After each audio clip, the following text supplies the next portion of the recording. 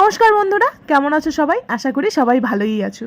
কিছুদিন আগেই তোমাদের সাথে শেয়ার করেছিলাম যে লাটাগুড়ি থেকে আমরা অনেক খারাপ রাস্তার সম্মুখীন হয়ে ফাইনালি পৌঁছে গিয়েছিলাম কালিম্পং জেলার লোলেগাঁও নামক একটা সুন্দর গ্রামে। আজকের ব্লগে আমি তোমাদের এই সুন্দর গ্রামটাই ঘুরে দেখাবো।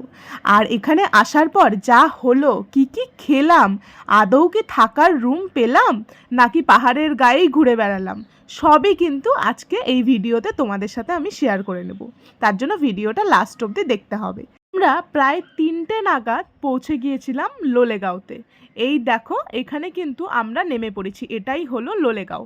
আর এখানে পৌঁছেই বাচ্চা থেকে বড় সবারই কিন্তু পেয়ে গেছিল জোরদার খিদে। তো প্রথমেই আমরা চলে যাচ্ছি একটু ভালো খাবার হোটেলের দিকে। বাঙালির খালি পেটে কিন্তু মাথা কাজ করে না। আর এখন কিন্তু 3টে সাড়ে 3টে বেজে গেছে, তাই কোথাও কিন্তু ভালো খাবার অ্যাভেলেবেল ছিল না। আর যেহেতু দুপুরবেলা, আমরা কিন্তু একটু ভালো বাঙালি খাবারের সন্ধানেই পৌঁছে গেলাম একটা হোটেলে। কিন্তু এখানে দেখতেই পারছো খাবারের মান ছিল কিন্তু খুবই খারাপ। তো কেউ কেউ ডাল ভাত নিয়েছিল, কেউ আবার নিয়েছিল ফ্রাইড রাইস, চিলি চিকেন, কিন্তু কোনো কিছুই কিন্তু খাবার যোগ্য ছিল না বলতে গেলে। দুপুরে কিন্তু খাবার খেয়ে সবারই মনটা খারাপ হয়ে গিয়েছিল।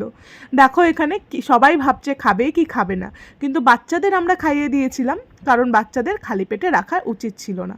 ভাবতে ভাবতেই আমি আর এক বান্ধবী বেরিয়ে পড়লাম মোমো খাবো বলে। পাহাড়ে এসেছি আর মোমো খাবো না, তা তো হতেই পারে না।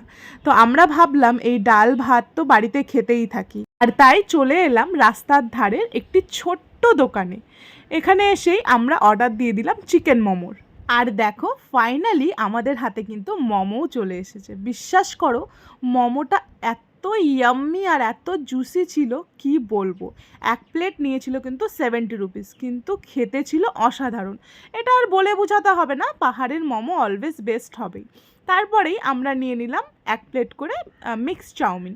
চাউমিনটা ছিল খুব একটা ভালো বলবো না। আর তারপরেই আমি আর আমার বান্ধবী মিলে পাহাড়ি রাস্তার ধারে বসে মোমো আর চাউমিন দিয়ে দুপুরের লাঞ্চটা সেরে নিলাম। আর এই দেখো, যেখানেই যাব এনাদের সাথে কিন্তু একটু বন্ধুত্ব আমার তৈরিই হয়ে যায়। বসেছি আর এমনভাবে তাকিয়ে আছে, মনে হচ্ছে ওরই জিভ দিয়ে জল পড়ে যাচ্ছে। ওকে একটু খাইয়ে দিলাম।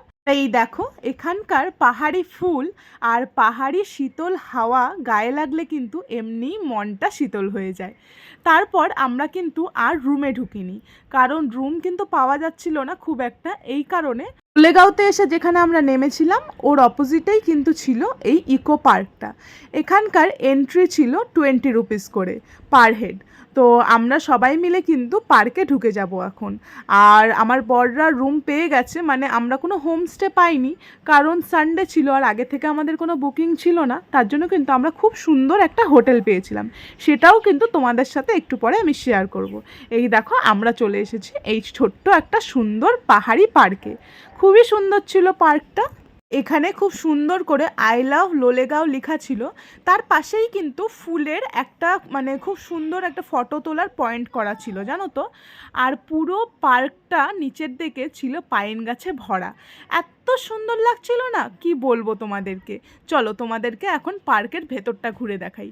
এবার আমরা এই রাস্তা ধরেই কিন্তু চলে যাব নিচের দিকে। যতই নিচের দিকে চলতে থাকবে, পার্কের সৌন্দর্যতা কিন্তু আরও বেশি বাড়তে থাকবে। খুব সুন্দর একটা মিষ্টি ঠান্ডা হাওয়া গায়ে লাগছিল। হ্যাঁ, রোদ তো অবশ্যই ছিল, আর সেদিন আমাদের শিলিগুড়ির দিকে কিন্তু আরও বেশি গরম ছিল। তাই ওখানে যে খুব কনকনে ঠান্ডা সেটা বলবো না, কিন্তু ভীষণ আরাম লাগছিল। তারপর প্রায় 1.5 থেকে 2 ঘন্টার মতন আমরা কিন্তু সবাই মিলে এই পার্কে কাটিয়েছিলাম। খুব ভালো লাগছিল, জানো তো। তারপর আমরা চলে গেলাম কিন্তু ডাইরেক্ট রুমে। চলো তাহলে এবার তোমাদেরকে রুমটা ঘুরে দেখাই। রুমটা কিন্তু ছোটো মোটোর মধ্যে বেশ ভালোই ছিল, নিট অ্যান্ড ক্লিন ছিল। এই দেখো, ঢুকেই কিন্তু এটা একটা বেড, ডাবল বেড।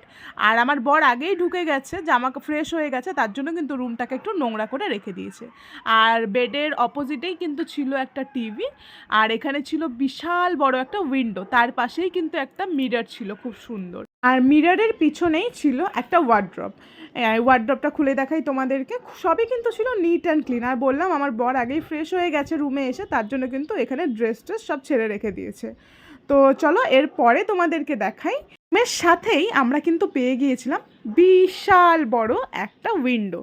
আর দেখো উইন্ডোটা দিয়ে কিন্তু পেছনে এখন বুঝতে পারছো না, কিন্তু তোমাদেরকে সকালে আমি একবার দেখাবো। এত সুন্দর লাগে ভিউটা দেখতে, মানে কি বলবো আর। এই দেখো এটা হলো উইন্ডো, আমি কিন্তু পর্দাটা লাগিয়ে দিচ্ছি।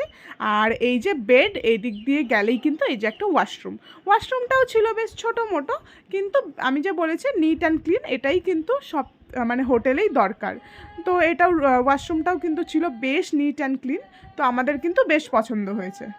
তাহলে এই কিন্তু ছিল আমাদের হোটেল রুম।